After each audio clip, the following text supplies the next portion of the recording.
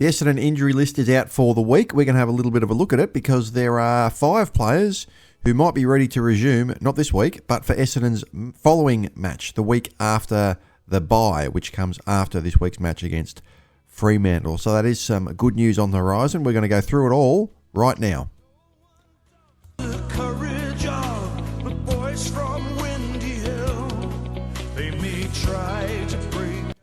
So Jordan Ridley, first of all. Jordan Ridley suffered a high-grade hamstring strain in round 8, and he's one of a few players slated to return after the bye next week. He's progressing well in his recovery, and he's on track to integrate into full training following this week's trip to Perth. It just depends whether they want to bring him straight back in. I think if he's ready to go, he'll come straight back in, if he's ready to go. I remember last year he suffered a pretty serious injury and he was able to come back into the team for the Dreamtime game against Redmond, at about round 8 or whatever. He had to play a half in the reserves the week before that, and he was kind of looked incredulously at Brad Scott when Brad Scott suggested the week before that he come back through the reserves, and he came back into the seniors and was one of the best players. So there's a few players that you'd bring back through the reserves. I think Ridley is not one of them. I think, maybe if he was out for a whole season you would or something, but I think when he suffered a 6 to 8 week injury, I think with someone like Ridley, probably our best defender, you would bring him straight back into the senior side. So hopefully, according to reports, he'll be ready to go in round 17. If you like this channel, hit the like and subscribe buttons. It helps the YouTube algorithm when you do it. It will ensure that you never miss a video. It doesn't cost any money when you do so, and it's free. So I'd appreciate it if you could click the like and subscribe right now. Kyle Langford, quad injury. He strained this in the Dreamtime game at the G. He is 2 weeks away. So once again, he will also be right to resume into full training at around round 17. Whether he comes straight back into the team, remember his form had been pretty scratchy up until his injury anyway. I don't think he was in danger of necessarily getting dropped or anything like that, but anyone is in danger of getting dropped if they continue to, not perform. I think with Langford, it might be a pretty good idea to bring him back through the reserves, just my opinion, just because you can't bring everyone back at once.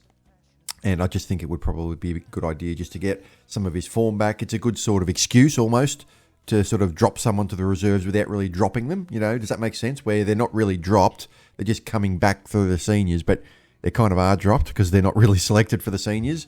It's almost like a good little excuse to give them a reserves match. But he will be ready to go, at least ready to resume full training in round 17, as will Mason Redmond, who suffered that mysterious calf injury that came out of nowhere a couple of weeks ago. His estimated return is in 2 weeks, as well as the other 2 boys who I've already mentioned. So he should be right to go as well. And he has not been out for a significant period of time. I suggest he would probably come straight back into the team.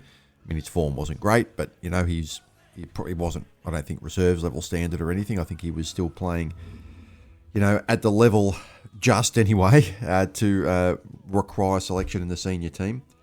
Zack Reed. Same boat for Zack Reed. Strained his hamstring against Redmond in round 11, and he is ready to resume training in round 17. So he will be right on the cusp as with Ridley in terms of that defence to being selected. What they do with these, do they bring them in straight away?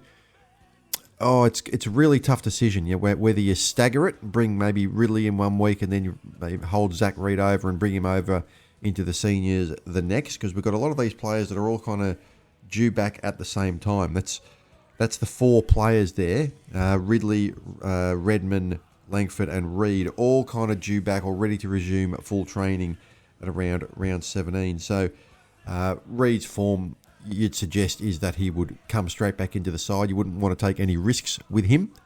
I would suggest that Ridley and Reed will come back in together, and probably Redmond, and they might bring Langford back through the reserves, but we will see. The other player who's also due back in 2 weeks' time, Sardell Hooley, who's kind of a borderline player, I guess, in terms of his status in the team, running player. Unfortunate to see him go down a few weeks ago, but he is also 2 weeks away, so that obviously adds to our depth and will give us another option, just given his injuries and so many players who are coming back at the same time. I doubt he would be ready to actually be selected in the senior time side. Even if he's ready, he would certainly be playing in the reserves when he comes back. There's no doubt about that. Jaden Nguyen, 3 weeks away with a foot injury, a stress fracture of the foot.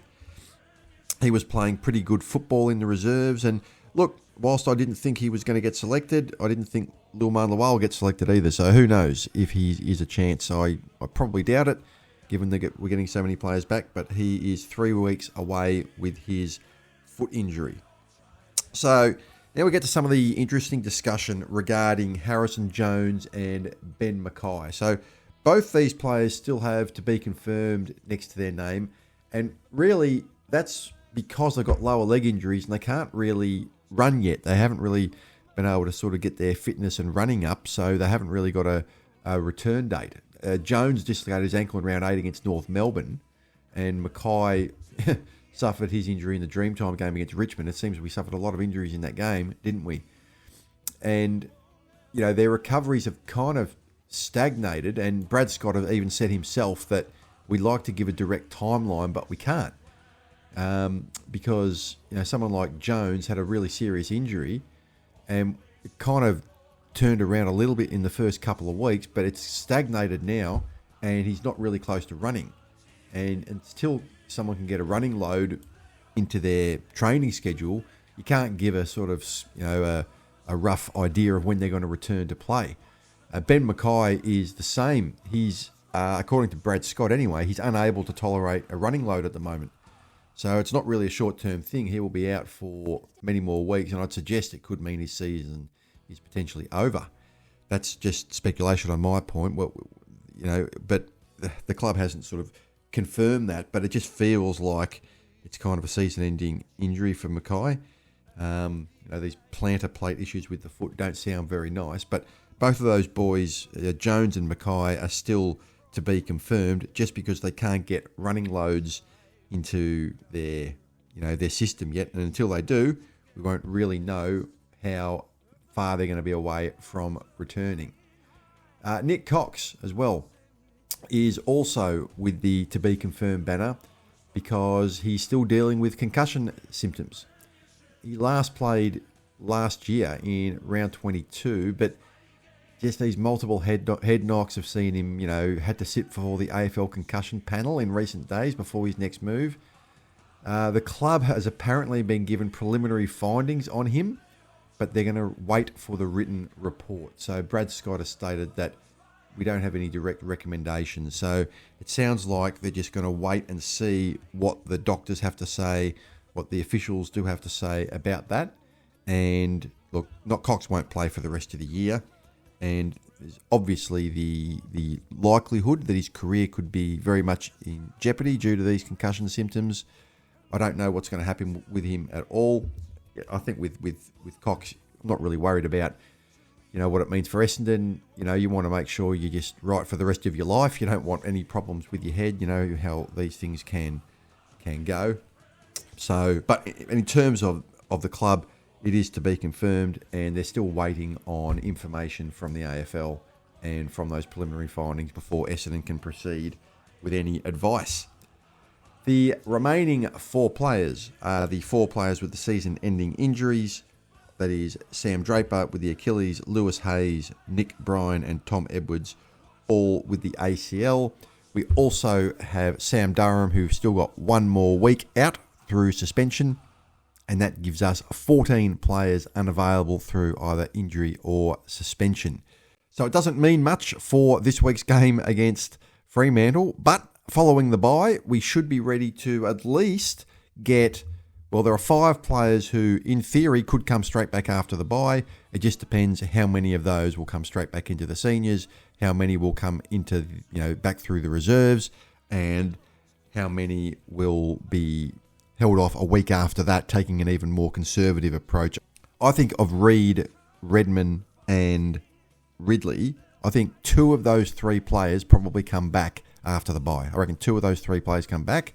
I reckon they stagger the third one back the following week, and Langford probably comes back through the reserves. That would probably be my suggestion or prediction anyway as to how all that happens. So I'll leave it at that. I hope you guys enjoyed this video. Like and subscribe to this channel if you enjoy this content. I'm trying to get the subscriber count up to about 2,000 now, so it'd be great if you could do that. The channel's just ticking along beautifully at the moment. Have a great day, everybody. And as always, go Bombers.